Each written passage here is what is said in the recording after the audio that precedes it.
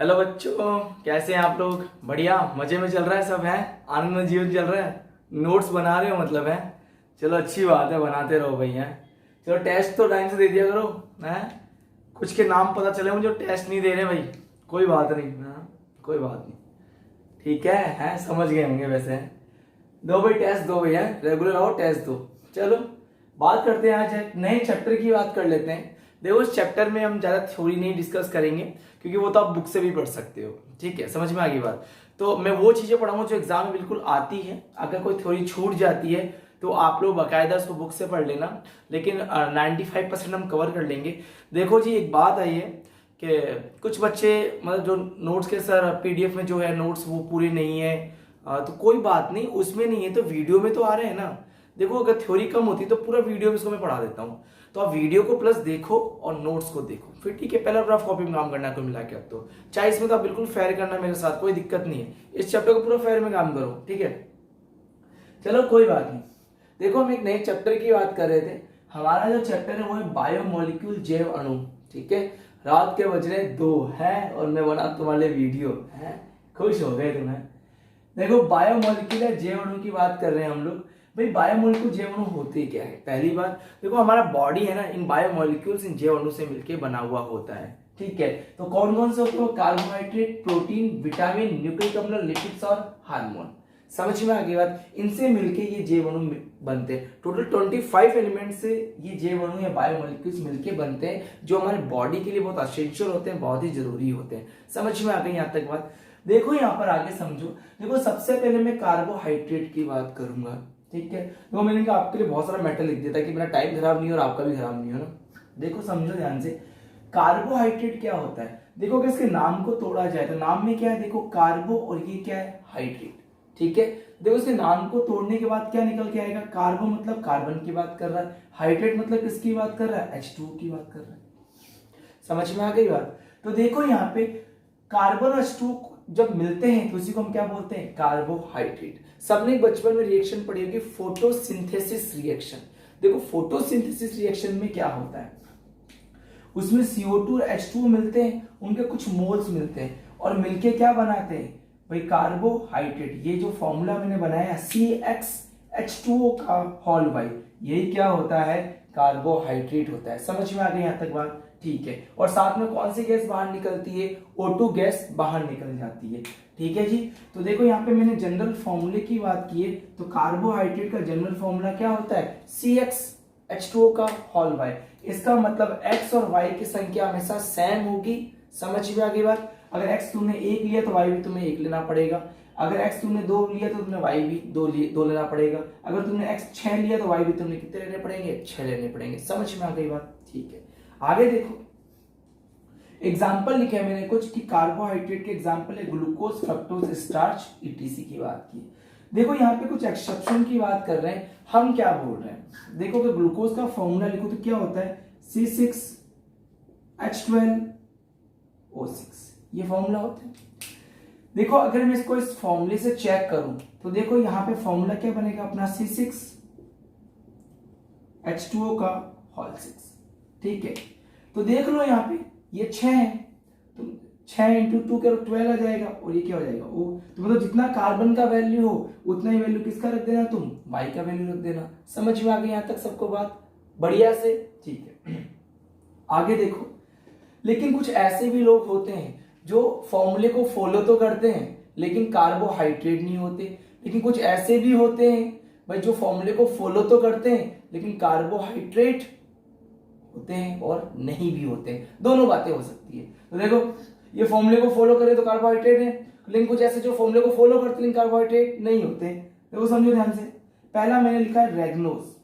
रेगनोज का formula C6H12O5। ठीक है, इसको रेगनोज बोलते हैं। और एक होता है डीऑक्सीराइबोज, जिसका फॉर्मूला C5H10O4। ठीक है, तो डीऑक्सीराइबोज देखो, डू नॉट फॉलो फॉर्मूला, ये फॉर्मूले को फॉलो नहीं करते। क्यों नहीं करते? तुम खुद देख लो। कार्बन कितना है यहाँ पे? 6, तो तुम यहाँ पे 6 रखो। यहाँ पे भी 6 रखो तो यहाँ पे ऑक्सीजन कितनी 6 आनी चाहिए पर नहीं है, लेकिन फिर भी कार्बोहाइड्रेट होता है। तो इसका मतलब जो मैंने ये वाले लिखे ये आपके फॉर्मूले को फॉलो नहीं करते हैं, लेकिन फिर भी क्या होते हैं, कार्बोहाइड्रेट होते हैं। समझ में आ गई यहां तक बात सबको? ठीक है, चलो आगे देखो, आगे बात करते हैं। जैसे कुछ ऐसे भी होते हैं जो फॉर्मूले को फॉलो करते हैं। कितना कार्बन यहाँ पे, एक कार्बन है। देखो यहाँ पे मैं फॉर्मूला लिखता हूं, यहाँ पे एक कार्बन है, तो बताओ H2O, ये भी कितना रखने के पड़ेगा, एक, क्या निकल के आ गया, CH2O। देखो इसका मतलब ये दोनों फॉर्मूले को तो फॉलो करते हैं लेकिन कार्बोहाइड्रेट नहीं होते, क्योंकि आप जानते हो CH2O क्या होता है, अरे एल्डिहाइड होता है, फॉर्मेल्डिहाइड होता है, और ये क्या होता है, एसिटिक एसिड होता है। तो समझ में आ गई यहां तक बात सबको? तो एक बात का ध्यान रखना, रैग्नोज और डीऑक्सीराइबोस फॉर्मूले को फॉलो नहीं करते लेकिन फिर भी क्या होते हैं, कार्बोहाइड्रेट्स होते हैं। समझ में आ गई बात? चलो नेक्स्ट देखो, फॉर्मेल्डिहाइड और एसिटिक एसिड फॉर्मूले को फॉलो करते हैं लेकिन फिर भी ये लोग कार्बोहाइड्रेट नहीं होते हैं। ठीक है, चलो जी ध्यान रखना इन दोनों चीजों को। ये फॉर्मूले को फॉलो नहीं करते लेकिन फिर भी कार्बोहाइड्रेट है, ये फॉर्मूले को फॉलो करते हैं फिर भी कार्बोहाइड्रेट नहीं। ठीक है, चलो आगे बात करते हैं। देखो समझो ध्यान से, आगे का टॉपिक देखो, कार्बोहाइड्रेट का क्लासिफिकेशन कर रखा है। तो देखो कार्बोहाइड्रेट को 3 टाइप से क्लासिफाइड किया जाता है। पहला टाइप है सुगर और नॉन सुगर। भाई सुगर का मतलब क्या है, जो अपने जो स्वाद में कैसे हो, स्वीट नेचर के हो, मीठे हो, तो वो क्या होते हैं, सुगर होती है। ठीक है, देखो शर्करा होती है, और अशर्करा क्या होगी, जो स्वाद में मीठे नहीं होते हैं। ठीक है, यहां मैंने लिख दिया, इनको यहां लिखना था मुझे, यहां लिख देते हैं। शर्करा क्या होती है, जो स्वाद में कैसे होते हैं, मीठे होते हैं, स्वीट नेचर के होते हैं। ठीक है, लेकिन ये स्वाद में मीठे नहीं होते हैं। ठीक है, लिख लेना आप दोनों, ये स्वाद में मीठे नहीं होते हैं। ठीक है, आप क्रॉस मत करना, पूरा लिखना।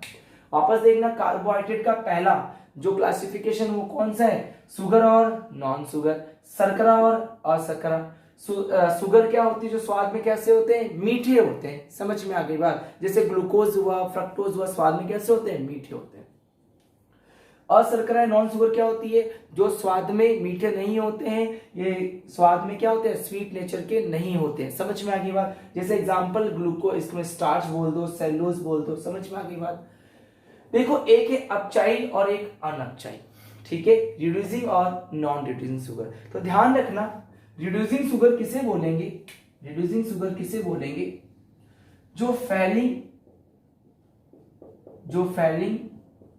और टॉलेंस से फैलिंग और टॉलेंस से रिड्यूस हो जाए। क्या हो जाए, रिड्यूस। आगे रिएक्शन में करके सिखा दूंगा। अभी तुम्हें क्या याद रखना है, तुम्हें इतना याद रखना है कि रिड्यूसिंग शुगर क्या होती है, जो फैलिंग और टॉलेंस से रिड्यूस हो जाते हैं, उनके साथ रिएक्ट कर लेते हैं, वो क्या होती है, अपचाई। समझ में आ गई, रिड्यूसिंग शुगर। बताओ तो नॉन रिड्यूसिंग या अनअपचाई शर्करा क्या हो जाएगी भैया, ऐसे सुगर्स की बात कर रहे हैं, यहाँ पे एसिड की बात कर रहे हैं, जो टॉलेन और फैलिंग से रिड्यूस नहीं होते, वो क्या कहलाती है, अनअपचाई। समझ में आ गई बात? चलो आप लोग समझ गए होंगे। ठीक है जी, आगे बढ़े, वापस दोहरा देता हूं। कार्बोहाइड्रेट का पहला क्या था, शर्करा और अशर्करा, शुगर और नॉन शुगर। जो स्वाद मीठे होंगे, इस प्रकार स्वीट नेचर के होंगे, शर्करा शुगर होगी, और जो नहीं होंगे वो क्या होंगे, अशर्करा या नॉन शुगर होगी। समझ में आ गई बात? अपचाई और अपचाई, अपचाई क्या होती है, जो फैलिंग और टॉलेंस से क्या हो जाए, रिड्यूस हो जाए, अपचयित हो जाए, कुल मिला के बोल सकते हैं। और अनअपचयी क्या हो जाए, अनअपचयी शर्करा वे होती है जो टॉलेन और फैलिंग के साथ अपचयित नहीं होती है, नॉन रिड्यूसिंग रहती है। समझ में आ गया, जो रिड्यूस नहीं होती है। चलो अगला है आणविक कणों के आधार पर, on the basis of molecular particle.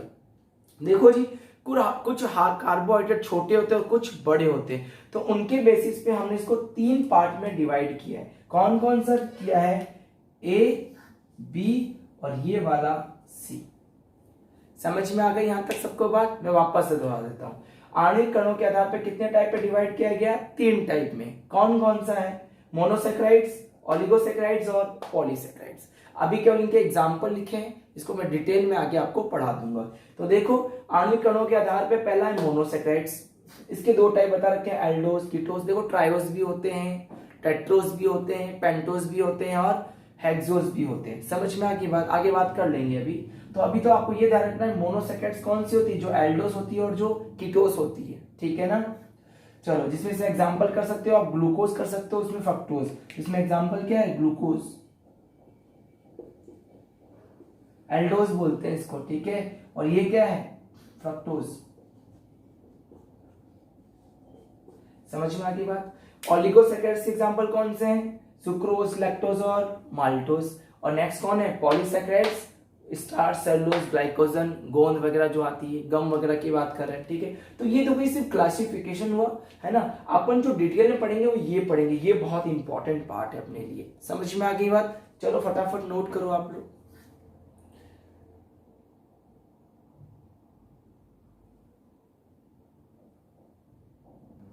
चलो कर लिया आप लोगों ने अच्छे से, ठीक है। चलो नोट करो फटाफट, चलो हटा दूं मैं इसको, ठीक है जी। तो देखो दोहरा देते हैं वापस, कार्बोहाइड्रेट कार्बो प्लस हाइड्रेट से मिलके बना है, ठीक है। जनरल फॉर्मूला क्या होता है CxH2 का होल 5 और O2 गैस निकलती है, जनरल फॉर्मूला होता है CxH2 का होल 5, ठीक है। एग्जांपल ग्लूकोज, फ्रक्टोज, स्टार्च, आगे और बात करेंगे अपने एग्जांपल्स की, ठीक है। आगे देखो आगे क्या बोला, कुछ ऐसे भी होते हैं जो इस फॉर्मूले को फॉलो नहीं करते, फिर भी क्या होते हैं कार्बोहाइड्रेट होते हैं, रेगनोज और डीऑक्सीराइबोस। नेक्स्ट क्या है फॉर्मेल्डिहाइड और एसिटिक एसिड की बात कर लेते हैं। तो देखो इनका जनरल फॉर्मूला CxH2O का होल बाय होता है, लेकिन फिर भी ये कार्बोहाइड्रेट नहीं होते, ठीक है। तो इतना हम लोगों ने पढ़ लिया है।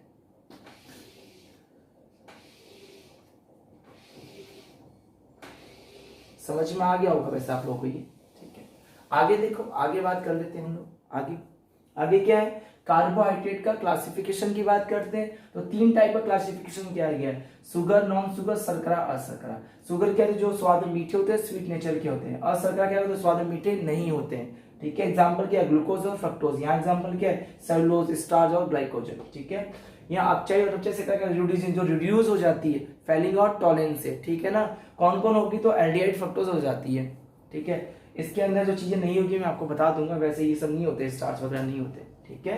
चलो आणविक कणों के आधार पे मतलब on the basis of molecular particle. तो बताओ कैसे छोटे पार्टिकल और बड़े पार्टिकल। छोटे पार्टिकल में पहला कौन आएगा, मोनोसैकेराइड्स, ओलिगोसैकेराइड्स और पॉलीसैकेराइड्स। तो अपन इन्हीं की बात करेंगे सबसे पहले।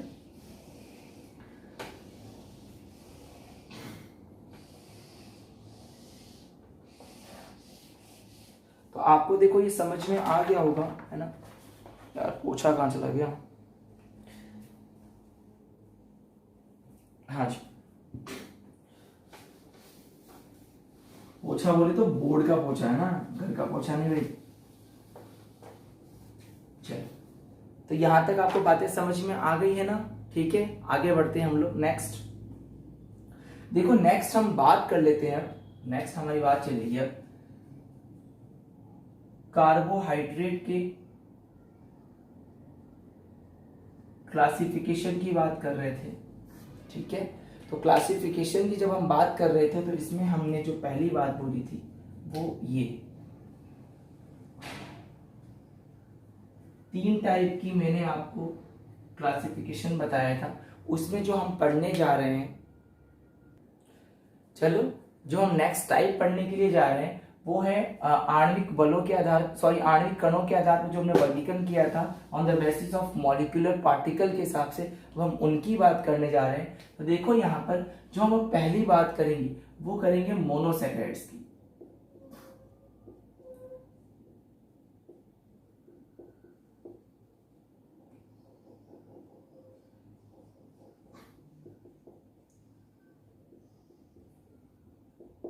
ठीक है जी, मोनोसैकेराइड्स की। फिर हम बात करेंगे ओलिगोसैकेराइड्स की।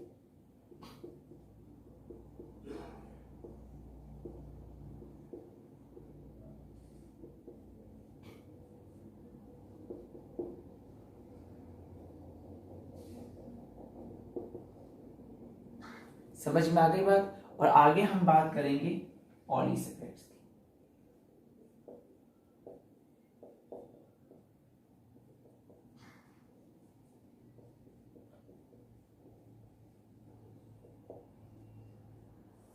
समझ में आ गई बात, ठीक है, सबको आ गई है। चलो तो हम बात कर रहे थे यहाँ पे सैकेराइड्स की बात कर रहे थे। तो देखो यहाँ पर जो हम सैकेराइड्स की बात करेंगे ये होते क्या है। तो देखो इनका जो जनरल फॉर्मूला होता है इनका जो जनरल फॉर्मूले की बात कर लेते हैं। देखो सबके जनरल फॉर्मूले की हम लोग बात करेंगे कि जनरल फॉर्मूला एक्चुअल में होता क्या है, ठीक है। तो देखो इसका बताया था CxH2O का होल y होता है। समझ में आ गई बात सबको? चलो जी, चलो जी, ठीक है। आगे देखो, और ये ध्यान रखना, do not hydrolysis, do not show hydrolysis, hydrolysis इनका जल अपघटन नहीं होता है, इनका जल अपघटन नहीं होता है, नहीं होता है। समझ में आ गई बात? इसका मतलब ये बिल्कुल छोटे मॉलिक्यूल्स होते हैं, इनके बाद इनका हाइड्रोलाइसिस आप नहीं कर सकते। जैसे एग्जांपल लिख सकते हो आप लोग आराम से, ग्लूकोज,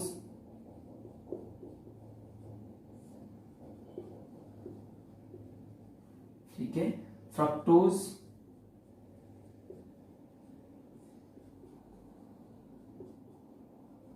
ठीक है, रेनोज वगैरह आप कर सकते हो, ठीक है। तो ये इसके एग्जाम्पल हैं जो आपको याद रखने हैं, ठीक है। इनके बारे में हम ज्यादा कुछ पढ़ेंगे। चलो देखो, ऑलिगोसैकेराइड्स क्या होते हैं। देखो इनका जनरल फॉर्मूला क्या होता है। देखो जो ऑलिगोसैकेराइड्स होते हैं ना, ये इस मोनोसैकेराइड से ही बनते हैं। जब मोनोसैकेराइड्स की 2 से लेकर 10 तक यूनिट आपस में जुड़ जाती है, मतलब ये मोनोसैकेराइड्स कितने हैं, जैसे ग्लूकोज है, ग्लूकोज के 2 मॉलिक्यूल से लेकर 10 मॉलिक्यूल, या फ्रक्टोज के 2 मॉलिक्यूल से लेकर 10 मॉलिक्यूल तक, अगर ये मोनोसैकेराइड्स के 2 से 10 मॉलिक्यूल तक आपस में जुड़ते तो क्या कहलाते हैं, ऑलिगोसैकेराइड्स कहलाते हैं। समझ में आ गई बात? देखो इनका जो जनरल फॉर्मूला होता है वो ये होता है, C6H22 एंड O11, ये इनका कौन सा फॉर्मूला है, जनरल फॉर्मूला, ठीक है। तो ध्यान रखना, ऑलिगोसैकेराइड्स का जल अपघटन होता है, दे शो हाइड्रोलाइसिस, ठीक है। और जब तुम लोग देखो, मैं इसको शॉर्ट में लिख देता हूं अब, जब तुम ऑलिगोसैकेराइड्स का देखो मैं शॉर्ट में लिख रहा हूं ऑलिगोसैकेराइड्स, ठीक है। जब तुम इसका हाइड्रोलाइसिस करवाते हो, जल अपघटन करवाते हो, ठीक है, तो ये किस में टूट जाते हैं, मोनोसैकेराइड्स में। किस में टूटते हैं जी, मोनोसैकेराइड्स में। ये मोनोसैकेराइड में टूट जाते हैं।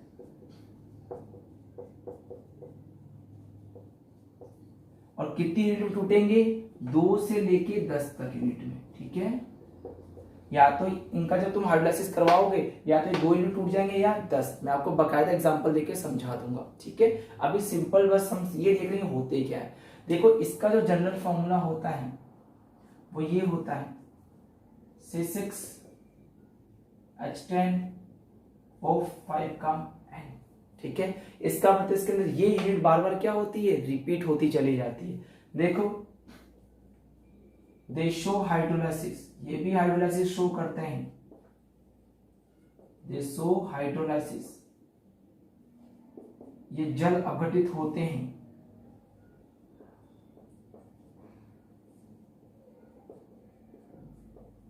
यहां पर भी लिख देना, ये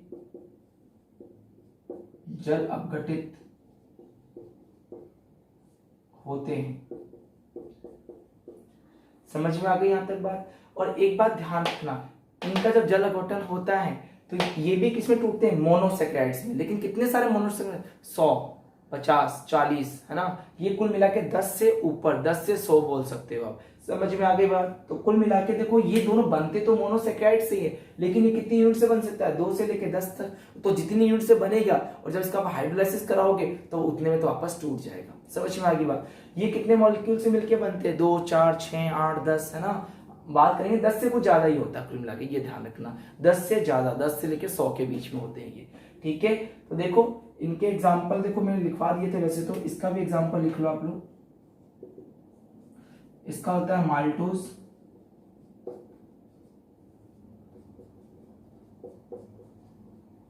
ठीक है, सुक्रोज,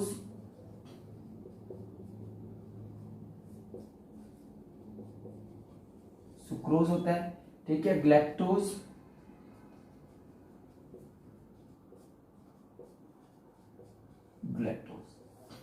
समझ में आ गई यहाँ तक बात सबको? ठीक है, चलो जी बहुत बढ़िया। इनके एग्जांपल देखो लिखवाए थे मैंने, स्वाद में लिखवा लिए थे आपको, सेलुलोज लिखवा दिया था, एमाइलोपेक्टिन लिखवा दिया था, है ना, गोन लिखवा दिया था। चलो तो उनके आप एग्जांपल को ध्यान रखना, जैसे स्टार्च लिखवा दिया, चलो लिख लो स्टार्च, एमाइलोपेक्टिन,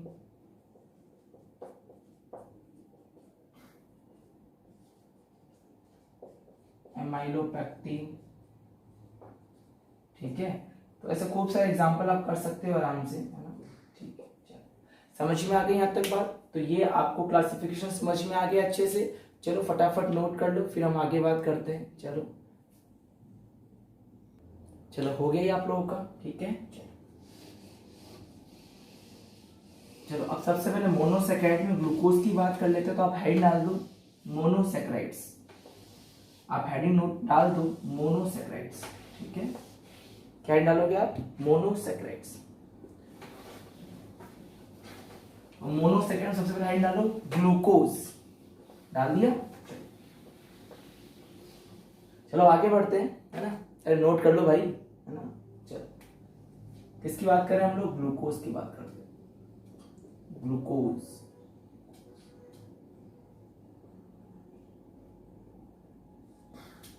ठीक है। देखो ग्लूकोज के बारे में ज्यादा तो क्या है, आप लोग जानते हो वैसे तो ग्लूकोज क्या होता है ना। देखो ये व्हाइट क्रिस्टलाइन होता है, व्हाइट क्रिस्टलाइन सॉलिड होता है, व्हाइट क्रिस्टलाइन बोल दो। ठीक है, इसके व्हाइट क्रिस्टलाइन, व्हाइट क्रिस्टल होते हैं। सफेद सॉलिड बोल दो, है ना। सफेद क्रिस्टल ये होता है ये, ठीक है। वाटर सॉल्युबल होता है, ठीक है। जल में घुलनशील होता है,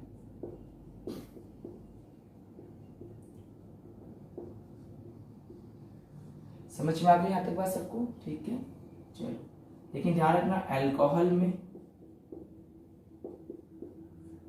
और ईथर में, और ईथर की अगर बात की जाए तो इसमें क्या होता है, ये अल्प विलेय, लेस सॉल्युबल होता है। ठीक है, लेस सॉल्युबल। यहां तक बात समझ में आ गई सभी को? ठीक है, बाकी ज्यादा थ्योरी आप बुक से देख लेना इसके बारे में, लेकिन हम थ्योरी की बात नहीं करेंगे। ठीक है, तो देखो आगे ध्यान रखना, ग्लूकोज में जो फंक्शनल ग्रुप होता है, कौन सी बात कर रहे हैं? फंक्शनल ग्रुप की, क्रियात्मक समूह, वो एल्डिहाइड ग्रुप होता है। कौन सा होता है? Aldehyde group. ठीक है, ध्यान रखना आगे इसको हम लोग एल्डोहेक्सोज भी बोलते हैं, एल्डोहेक्सोज भी बोलते हैं।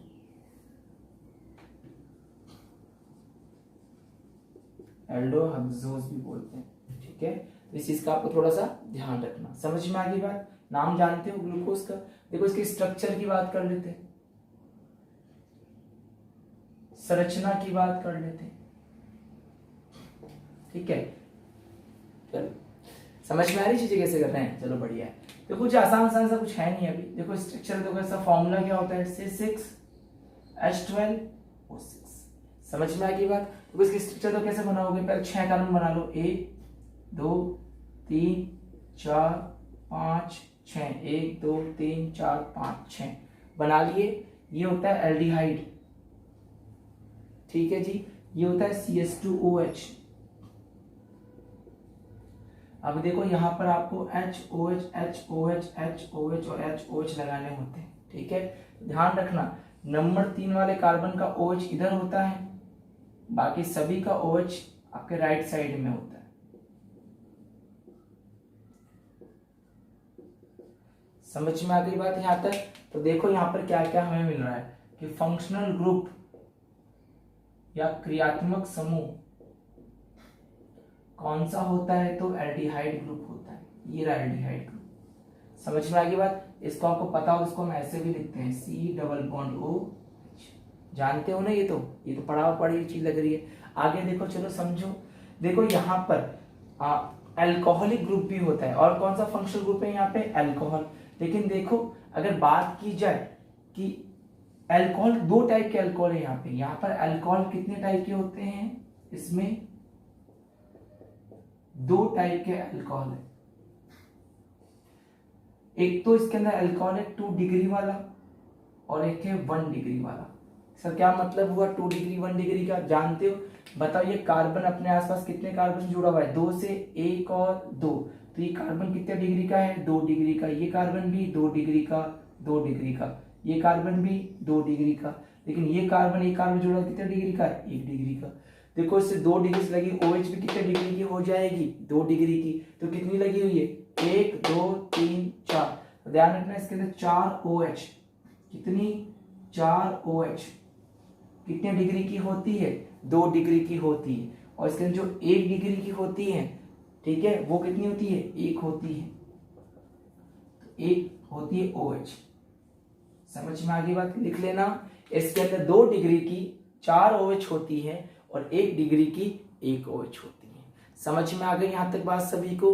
ठीक है, चलो फटाक से नोट कर लो इसको, फिर आगे बात करते हैं।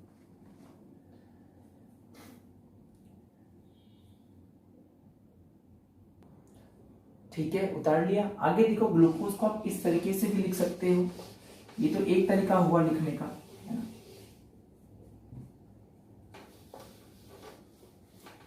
चलो समझो ध्यान से, देखो ऐसे लिखा हो जाए तो भी कोई टेंशन बात नहीं, ऐसे लिखा हो जाए तो भी कोई बात नहीं। देखो ऐसे ये CHO हो जाए और नीचे CH2OH हो जाए, ठीक है।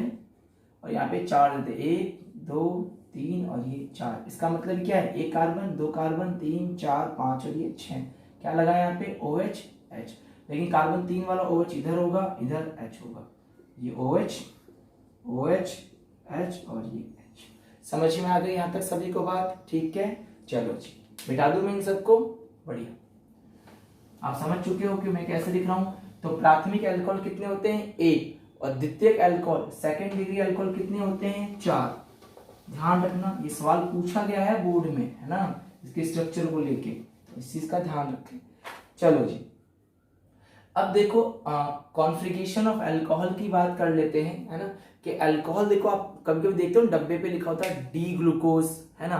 कभी आप सुनते हो एल ग्लूकोज। एल ग्लूकोज तो चलो आपने बहुत कम सुना होगा, लेकिन अधिकतर आपने डी ग्लूकोज जरूर सुना होगा। ये डी क्यों बोला जाता है, देखो इसका बहुत ही सिंपल तरीका है ना। हम ग्लूकोज का विन्यास निकाल लेते हैं, ग्लूकोज का विन्यास,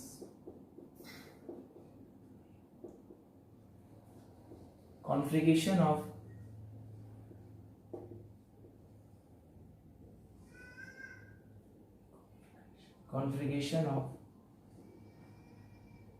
ग्लूकोज। ठीक है, देखो कॉन्फ़िगरेशन ऑफ ग्लूकोज की बात कर रहे हैं, तो वे कैसे निकालें कि डी है या फिर एल वाला है। तो देखो अपनी नेचर में अधिकतर हम डी ग्लूकोज ही खाते हैं, हम एल नहीं खाते क्योंकि एल नुकसान करता है। तो डी ग्लूकोज ज्यादा, ये पहचान गए कैसे डी कौन सा एल कौन सा है। तो देखो फिशर ने फॉर्मूला दिया था, फिशर साइंटिस्ट था, उसने कहा था कि आप ग्लिसरॉल्डिहाइड को देख लो। किसको देख लो, ग्लिसरॉल्डिहाइड को, OH और यहाँ पे लिखा होगा CH2। ये ग्लिसरॉल्डिहाइड का फॉर्मूला होता है, ठीक है, किसका, ग्लिसरॉल्डिहाइड का। उसने कहा था अगर आपको OH इधर राइट में दिखाई दे रहा है तब आप इसको D बोल देना, ठीक है। जहां पे भी आपको ऐसी स्ट्रक्चर दिखाई दे रही नीचे, अगर आपको इस तरीके से दिखाई दे रहा है CHO, OH H और यहां पर क्या लगा दिया मैंने, CH2OH। अगर आपको OH लेफ्ट साइड में दिखाई दे रहा है तो आप कौन सा कॉन्फ़िगरेशन बोल दोगे, L। तो आपको समझ में आ गया, देखो इसको पॉजिटिव भी बोलते हैं ना, ये पॉजिटिव, और ये कौन सा हो गया, नेगेटिव। तो देखो यहाँ पे कॉन्फ़िगरेशन हो गया, है ना, D का कॉन्फ़िगरेशन और L का कॉन्फ़िगरेशन। तो आपको नीचे कुल मिला के देखो ऐसा कार्बन आपको देखना है जिसकी चारों वैलेंसी अलग अलग हो, ठीक है, जिसे काइरल कार्बन भी बोलते हैं, किरेल कार्बन। कौन सा कार्बन है ये, किरेल कार्बन, काइरल कार्बन। कैसे काइरल कार्बन क्या होता है, ऐसा कार्बन जिसकी चारों वैलेंसी क्या हो, अलग अलग हो। समझ में आ गई बात। देख लो कार्बन से OH CHO HO सब कुछ अलग लगा हुआ है। तो देखो OH अगर राइट साइड में मिला, यहाँ तो D बोलना है, पॉजिटिव बोलना, ठीक है। इस और यहाँ पे अगर OH मिल गया तो क्या बोल दोगे इसको, कैपिटल L या नेगेटिव। समझ में आ गई बात। जैसे देखो मान लो आपके सामने मैं लिखता हूं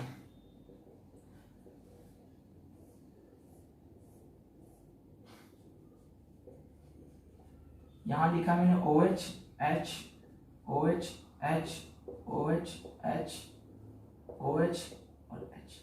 अगर तुमसे पूछ ले कौन सा ग्लूकोज है तो देखो इस स्ट्रक्चर में जाओ, ऐसी स्ट्रक्चर कहाँ दिखाई दे रही है, देखो ये दिखाई दे रही है, दिखाई दी है। देखो इस कार्बन में चारों वैलेंसी अलग अलग है, देखो OH CH2H H और ये पूरा ग्रुप लगा हुआ है। समझ में आ गई बात सबको यहाँ तक? ठीक है, चलो बढ़िया है। तो देखो यहाँ पे OH कहाँ है आपके राइट साइड में, तो क्या बोल दोगे इसको D प्लस ग्लूकोज। ये डैश किया हुआ नेगेटिव नहीं है, समझ में आ गई बात? तो इसका नाम क्या हो गया D प्लस ग्लूकोज। तो हम अक्सर कौन सा पढ़ते हैं, हम D ग्लूकोज ही पढ़ते हैं। समझ में आ गई यहाँ तक बात? ठीक है, चलो इसको नोट कर लो फटाफट। ये ग्लिसरॉल्डिहाइड होता है, ठीक है। तो ग्लिसरॉल्डिहाइड की स्ट्रक्चर को ध्यान रखना है, इसके अंदर जो फॉर्मूला ध्यान रखना। और डी और एल हमने किससे निकाला है, ग्लिसरॉल्डिहाइड की स्ट्रक्चर को देख के निकाला कि अगर OH इधर हुआ तो डी ग्लिसरॉल्डिहाइड, इधर OH हुआ तो एल ग्लिसरॉल्डिहाइड। और जहां भी मुझे ऐसी स्ट्रक्चर दिखाई देगी मैं इसको डी बोल दूंगा या इसको मैं एल बोल दूंगा। समझ में आ गई बात सभी को? तो डी और एल का कॉन्फ़िगरेशन देखना आ गया सबको। OH अगर राइट साइड में है, कौन सा OH है, बिल्कुल नीचे वाला CH2OH के साथ जुड़ा उस OH की बात करना, हर एक की बात मत कर लेना, केवल किसकी बात करोगे, इस फॉर्मूले में जो है इसकी बात करेंगे बस, ठीक है। ये किसने दिया था, फिशर ने। कौन सी फॉर्मूले से बताया था, कौन सी स्ट्रक्चर से बताया था, ग्लिसरॉल्डिहाइड की स्ट्रक्चर से बताया था। समझ में आ गई यहाँ तक बात सबको बढ़िया से? ठीक है, चलो अच्छी बात है। मिटा दूं उसको मैं?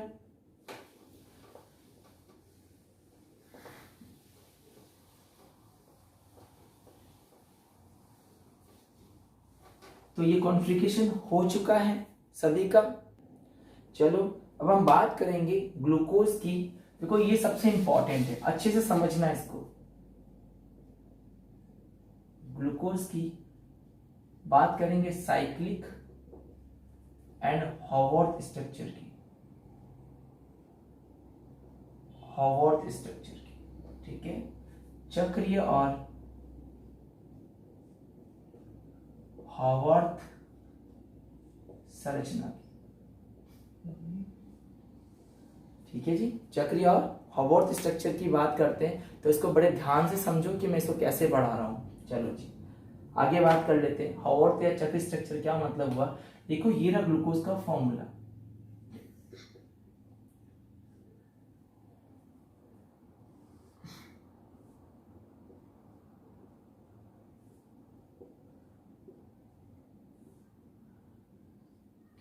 तीन वाला OH इधर लगाना है, ठीक है ना।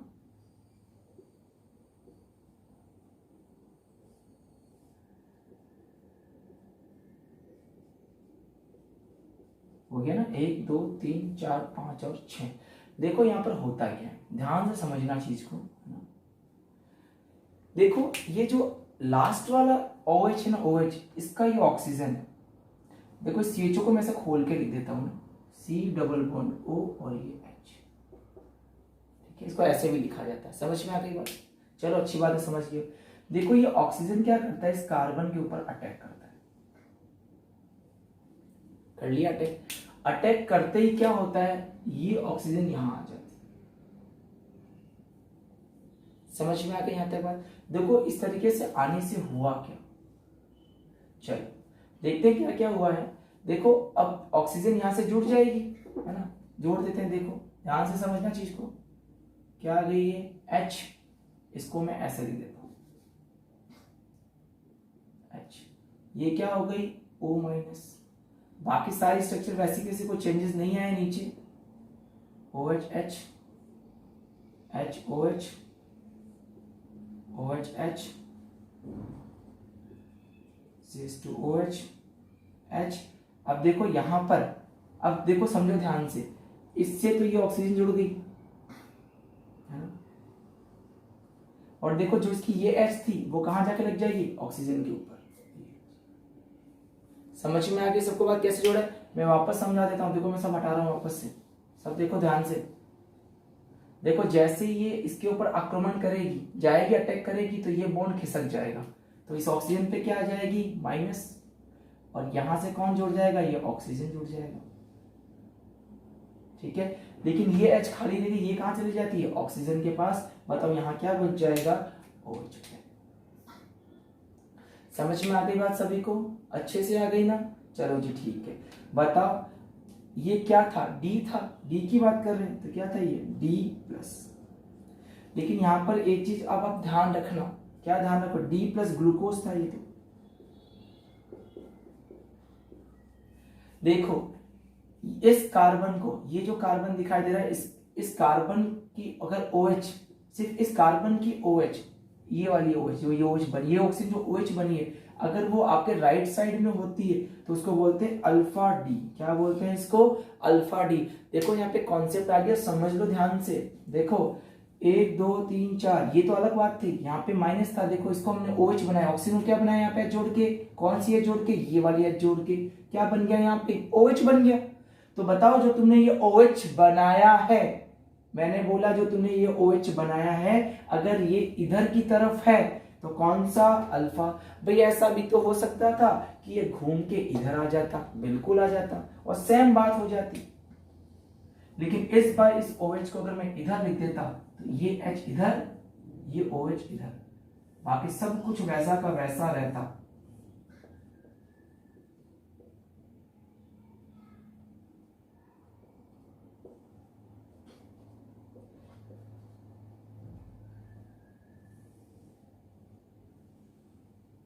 तो बताओ मुझे, क्या इस बार ये वाली ऑक्सीजन भाई ऐसे लिखी हुई होती, बात तो एक ही है ना, या तो ऊपर से कर दे या पीछे से कर दे।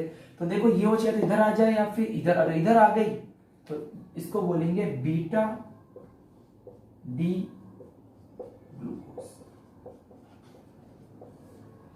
तो देखो यहाँ पे तुमने दो कॉन्सेप्ट सीख लिए, एक सीखा है अल्फा ग्लूकोज और एक सीखा है बीटा ग्लूकोज। समझ में आ गई बात कैसे आया है, ठीक है चलो नोट करो।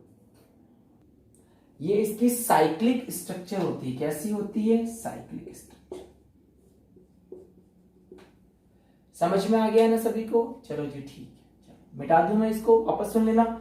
इस ऑक्सीजन ने इस कार्बन को अटैक किया तो ये तो जुड़ गए, ये नेगेटिव बना, इसने अपनी H दे दी और OH बना लिया। देखो यहाँ पे कार्बन देखो अलग अलग है, देखो ये कौन सा कार्बन है, 1 2 3 4 5 और 6। ये देखो 1 2 3 4 5 6, देख लो 1 2 3 4 5 और 6। तुम खुद देख लो, एक वाली कार्बन पहले CHO थी, क्या थी, अब वो क्या बन गई है, OH बन गई है। समझ में आ गई बात, सभी को आ गई है ना। और देखो क्या यही कार्बन अल्फा और बीटा को डिसाइड कर रहा है, क्या सुन लो, क्या यही कार्बन अल्फा और बीटा को डिसाइड कर रहा है क्या, हाँ जी कर रहा है। तो इसको हम बोलते हैं एनोमरी कार्बन। कौन सा कार्बन बोलते हैं, एनोमरी। अभी बात करते हैं एनोमरी कार्बन की, चलो लिख लेना यहाँ पे, कौन सा कार्बन है ये, एनोमरी, एनोमरी कार्बन।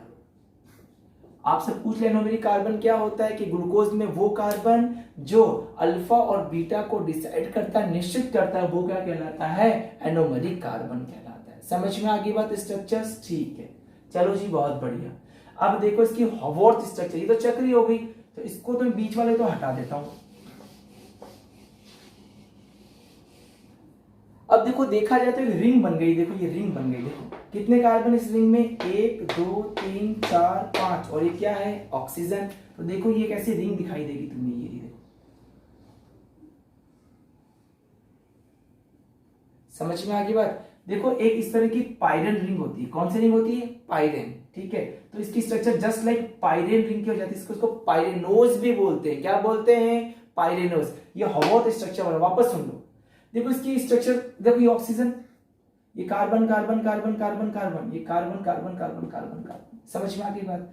इसकी स्ट्रक्चर किससे मिलती है, पाइरेनोज रिंग से मिलती है, तो इसका नाम क्या हो गया, पाइरेन रिंग से मिलती है, इसका नाम क्या हो गया, पाइरेनोज हो गया। तो देखो हॉवर्थ स्ट्रक्चर कैसे बनाओगे, देखो अब 1 नंबर कार्बन ये रहा, 2 नंबर 3 नंबर 4 नंबर 5 नंबर और 6, कैसे देखो 1 number carbon, 2 number 3 number 4 number 5 number और यहां लगेगा CH2OH और यहां लगेगा H।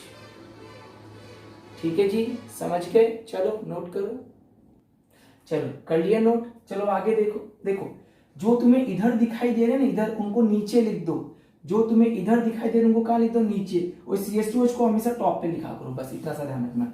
इधर वाले राइट साइड और कहां लिखो, सीधा नीचे। चलो लिखते हैं, चलो ध्यान से देखो, राइट साइड वाले को नीचे लिखता हूं मैं, देखो OH, और इधर वालों को ऊपर, इधर देखो OH ऊपर, देखो ये H यहां, OH यहां, देख लो अभी भी 3 नंबर वाला OH ऊपर जा रहा है, फिर देखो OH यहां, H यहां, ठीक है। और ये H और CH2OH को आप इस तरीके से लिखते हो। CH2OH को हमेशा कहां लिखोगे आप लोग? टॉप पे लिखोगे, बस इतना सा आपको ध्यान रखना है।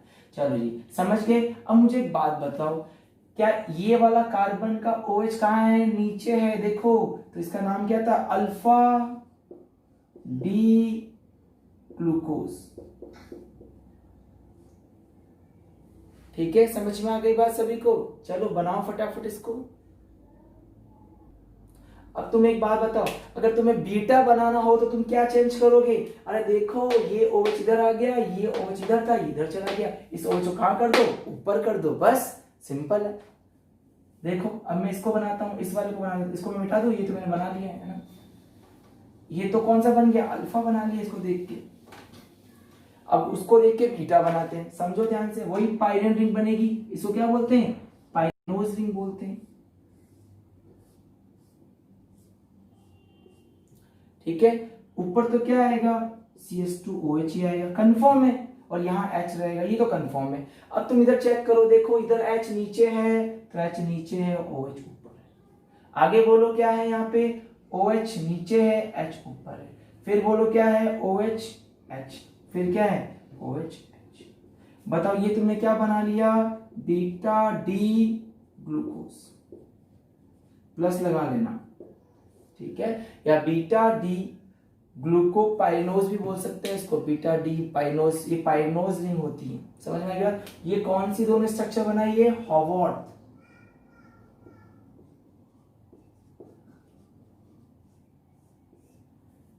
ठीक है, समझ गए हो आप लोग कैसे बना रहा हूं मैं? बिल्कुल, है ना। देखो ऐसा और बनाएंगे अपन लोग, जब मैं आपको फ्रक्टोज का बनाना सिखाऊंगा तो उससे पूछूंगा मैं आपको आया कि नहीं आया। ठीक है, समझ गए आराम से कैसे बनाया मैंने? देखो बहुत ही, अब देखो सिंपल तरीके से कैसे बनाना। देखो ये हो गया, अब मैं मिटा के वापस बनाता हूं। देखो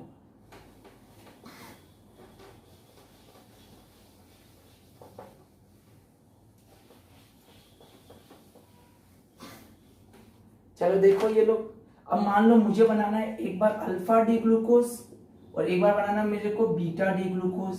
तो तुम्हें करना है क्या? देखो तुम्हें सबसे पहले से रिंग बना लो, बस बना, चाहे तुम्हें वो समझ में आया हो या नहीं आया, कोई बात नहीं, ऐसे रिंग बना लो। ठीक है, बना लो भैया।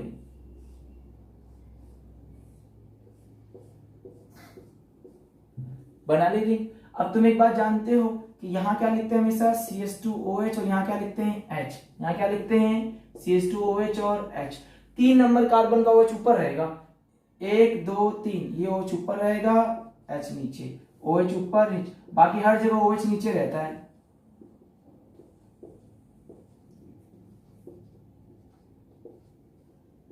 और अल्फा बीटा का डिसाइड कौन करता है? ये वाला कार्बन। अगर OH नीचे आ गया तो अल्फा, अगर OH ऊपर चला गया तो बीटा। और यही कार्बन क्या कहलाता है? बोलो, एनोमरी कार्बन। एनोमरी कार्बन कहलाता है। जो किसका डिसाइड कर रहा है? अल्फा और बीटा का डिसाइड कर रहा है। आई थिंक आपको अच्छे से समझ में आ गया होगा। तो सबसे पहले क्या बनाओगे? सुन लो ध्यान से। सबसे पहले पाइरिनोज रिंग बनाओगे आप लोग, ठीक है। फिर आप लोग डैश डैश लगा दोगे। CH2OH हमेशा ऊपर रहेगा, H हमेशा नहीं रहेगा। 3 नंबर कार्बन का OH हमेशा ऊपर रहता है, बाकी सारे OH नीचे रहते हैं। अगर अल्फा बनाना है तो पहले वाले कार्बन का OH को नीचे कर दो, अगर बीटा बनाना है तो पहले वाले कार्बन का OH ऊपर कर दो। समझ में आ गई बात? तो इस स्ट्रक्चर को आपको आना चाहिए। ये बोर्ड में कई बार जब बोर्ड का एग्जाम हुआ ना तो 90% इस सवाल को पूछा गया कि फ्रक्टोज की या ग्लूकोज की हॉवर्थ स्ट्रक्चर बना लीजिए। समझ में आ गया सबको मैंने ये स्ट्रक्चर कैसे बनाई है? चलो बहुत बढ़िया बात है, आपको आ गया। ठीक है, मिटा दूं मैं इसको? देखो बिल्कुल बायो का टॉपिक है ये, दिक्कत वाली बात नहीं है, कोई बात नहीं। ठीक है, मिटा दें? चलो जल्दी से नोट कर लो इसको। चलो मैं मिटा रहा हूं, आप समझो ध्यान से।